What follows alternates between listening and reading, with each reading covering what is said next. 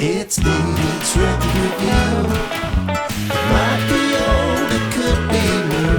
It's David's Record Review. David's Record Review. Ladies and gentlemen, welcome to another edition of Dave's Record Review. Now, in this edition, I'm going to talk to you what I consider, what I truly believe is the greatest record album of all time.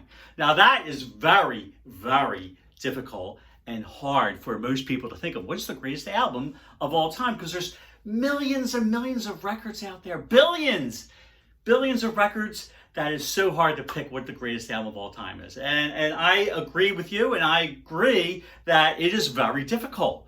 But in my mind, it's very easy because I am so definitive on what the world's greatest album is. So let's go back in time. I'm going to give you a little bit of trivia on Dave's Record Review. When was the first phonograph made? When was it invented? Okay, now we have turntables, but it was called a phonograph when it was invented. Okay, I'm going to tell you. It was invented in 1877 by my idol, because you can listen to billions of records now, and I don't know what we would have done without the phonograph about, listening to music. But anyway, Thomas Edison, 1877, he is my hero because of this fantastic invention. Now, since 1877, billions and billions of records have been made and recorded, and I have my favorite albums. I got like hundreds of favorite albums. I love the Beach Boys' Pet Sounds. I like Pink Floyd's Wish You Were Here. But did you ever hear a record that changed your life? Well, it happened to me in 1976, 77. I'm not sure, around that time period. But did you ever hear a song that came on and you just blew your mind? Like you were saying, what is this? I must have this. I never heard anything like it. It happened to me. So let me go back in time, okay, to around that time period, 77, 76, 77. And back then, I was just buying 45s, okay? Whatever the number one song or top 10 or top 40 songs were, I would find a song that I loved and I would buy it. Now, my mom used to take me every week to a record store. Actually, it wasn't a record store, it was a department store. And you can Google this because it's not around anymore, called J.M. Fields. Okay, and I remember distinctively because I begged my mom to take me every week. I want some 45s, I want some 45s, I want some records, I didn't call them 45s, they were 45s, but I want some records. 69 cents, I remember. And I would just buy 5 or 6 records, or my mom would buy them for me. And pretty soon I had a nice collection of hundreds of records that look like this, okay? Now, nowadays, people have MP3 players, iPods, iPhones that have thousands and thousands of songs on it. But back then, if you wanted to hear one song and you wanted to play it, you bought a 45, okay? And this has one song and another song on the flip side, okay? So I used to buy these like crazy, and like I said, I had hundreds and hundreds of 45s. And I think 1 or 2 albums. As a matter of fact, I have the 2 albums here. When I was growing up, my mom bought them me for my birthday. She said, you know what, I'm going to buy you a whole album for your birthday. So one of them was WFIL, Sweet as Candy. Now, this is a compilation. WFIL was a famous radio station in Philadelphia back in the 70s. And in the 60s and the 70s. And it has a bunch of songs on here. And I remember my mom also bought me a Beatles compilation, best of, called Rock and Roll Music. This is actually a fantastic greatest hits compilation from the Beatles. Now, hundreds of 45s are building up, top 40, bubblegum songs, But one day, I was actually going to a day camp called Camp America. So when school was out of season, in the summertime, I used to go to day camp. And I remember one day that changed my life. My counselor had a boombox, and he was playing a song and started off, and within 30 seconds, my mind was blown. I'm like, what is this song? And my counselor told me, it's Black Dog. And I'm like, Black Dog by who? And he goes, Led Zeppelin. I'm like, I gotta buy the 45. I gotta have this. I went home. I said, Ma, we gotta go to J.M. Fields. I want to buy Black Dog. She takes me to J.M. Fields that weekend. I cannot find Black Dog on a 45. I thought they didn't even make it, but I did some history. I did some research because I always want to give you correct information on Dave's Record Review. Black Dog was released as a single in December of 1971, back with Misty Mountain Hop. So I couldn't buy the 45 because I couldn't find it. So I asked my mom, I said, Mom, can you buy me the album that it's off of?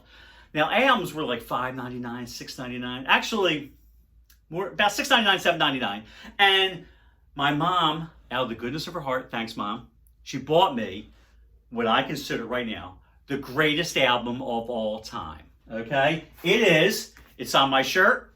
It's on my wallpaper. And here it is right here. Led Zeppelin 4, in my opinion, and I'm sure thousands of other people would agree with me, is the greatest album of all time. Okay? Now, I just bought this for the one song, Black Dog. Okay? And I played it over and over. But then I went to the other songs. Rock and Roll. Battle of Evermore. Stairway to Heaven. Stairway to Heaven is one of the most famous songs of all time. You could look it up. In the 70s, when it came out, you couldn't go through a day. I'm not making this up. You could not go through a day without hearing Stairway to Heaven on some radio station on your AM or FM dial. And then it was back with Misty Mountain Hop, Four Sticks, Going to California, When the Levee Breaks. 8 songs are on this album. Here is the insert. And there's the Stairway to Heaven. I'm sure that's what this means. And just an incredible work of art. Absolutely unbelievable. And Black Dog, you're probably wondering, well, why is it called Black Dog? They didn't even say Black Dog in the song. Well, when they were recording Led Zeppelin 4 in London, England, there was a stray black golden retriever walking around as they recorded the album while they were there for the sessions. And the band would even feed the golden retriever, black golden retriever. And they struggled to come up with a title for the song, which became Black Dog, but they didn't have a title for it. There was no obvious chorus or obvious name that popped out for the song. So they said, why don't we just name it after the dog? Black Dog. That's how it came. And another interesting fact about this album, which sold 37 million copies throughout the world. Okay, that just entered my mind. Did some research on that. To this day, 37 million copies of Led Zeppelin 4. There's a song on the second side called Four Sticks. Now, why is this called Four Sticks? I didn't even say Four Sticks in the title.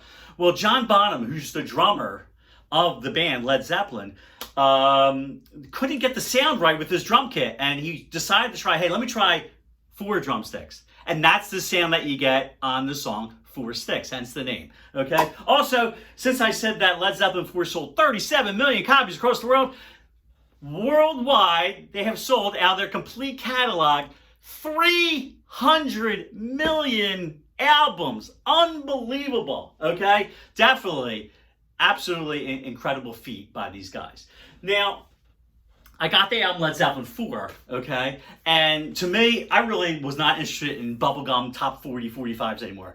It changed my life. Led Zeppelin 4 changed my life. I just wanted to buy albums. And of course, I wanted to start buying all the Led Zeppelin albums because this album was just like incredible. And I just would not stop playing it. So what happened? I needed more albums. Now, at the time, my mom had me on a $5 a week allowance. Now, I would have to actually save 2 weeks without buying anything else or going to the movies to get a record album. Now, that just wouldn't cut it. I needed to get a job. I never had a job. So, on the bulletin board in my high school, Northeast High School, they were looking for people to work at a car wash. I'm like, here's my big chance. I can get a job and I can buy albums. Oh my God, this is unbelievable. So I went to, it's actually called New Look Car Wash on the Boulevard in Northeast Philadelphia. I worked there for a total of, are you ready for this? Are you ready? 1 day, okay? It was a disaster. I went there, it was freezing cold, my hands were numb. My job was to get into every single car that came along, get in there, wash and dry the inside of the windows. And it was like 10 degrees out. The people there looked like a bunch of ex-cons that were just let out of jail. These were scary looking dudes. I even had my coat stolen. I had to go to the manager and he started opening up all the lockers and he found my coat. So I quit. But when I went up there to collect my paycheck, $27. The most money I ever had in my life. Okay? $27.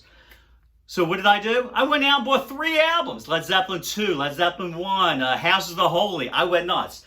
And of course, right after that, I had to find a new job when I quit because I needed money for albums. And ever since that day that I got Led Zeppelin 4, I became an album nut. And I've been collecting albums even to this day. 2020, back then it was 1977, 78. So just unbelievable.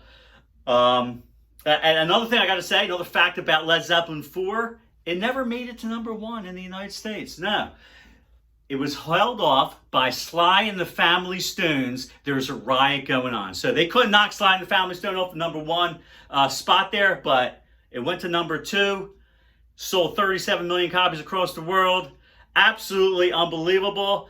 And before I let you go, I got to tell you about a great tribute band. Now, I've seen good tribute bands and I've seen bad tribute bands. One of the greatest tribute bands I've ever seen is Get the Lead Out. An incredible tribute band to Led Zeppelin. Just, they're unbelievable. You feel like you're watching Led Zeppelin. Incredible. So if you ever get a chance, look up Get the Lead Out on Google. Google them. They tour all over the place. Unbelievable. So ladies and gentlemen, I really appreciate, you might not agree with me, but if you don't have Led Zeppelin 4, at least buy the t-shirt like me. And definitely get the album. It changed my life. I hope it changes your life.